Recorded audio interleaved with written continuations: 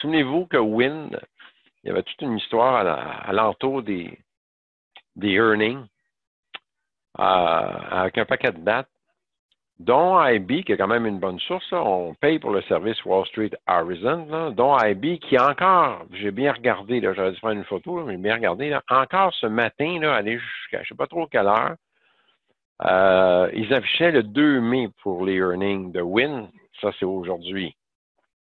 Et soudainement, on est passé au 7 mai. Ceci étant dit, je vais vous montrer, hein, et moi j'avais un bon doute là, que ça ne serait pas cette semaine.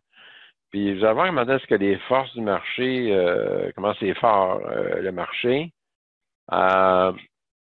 Si on regarde les options pour Wynn,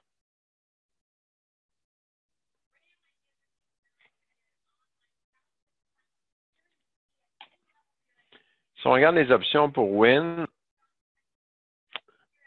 vous allez remarquer que la plus haute volatilité n'est pas cette semaine, mais bien la semaine prochaine. C'est comme ça depuis déjà quelques jours.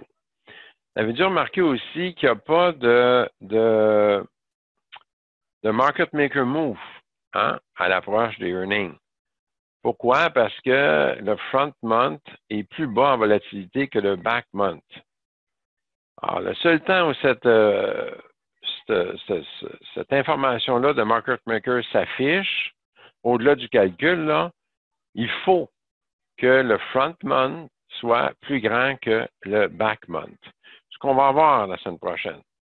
Hein, la semaine prochaine, l'expiration de la semaine prochaine va avoir un taux de volatilité plus élevé que la semaine suivante. On va être dans une situation où la strike la plus proche a un taux de volatilité plus élevé que la plus loin, ce qui est de façon générale assez rare parce que c'est pas mal toujours le contraire qui se produit, c'est que la volatilité va toujours en augmentant tranquillement à l'approche des earnings. Donc, c'est plus tard qu'on se retrouve avec une vol qui est à l'approche des earnings, là, une vol qui est plus faible que la semaine d'après. Alors, ça, là, ici, là, c'était un indicateur beaucoup plus solide que toutes les dates qu'on pouvait trouver partout que Wynn était pour déclarer sur ça la semaine prochaine. Le marché ne se trompe pas.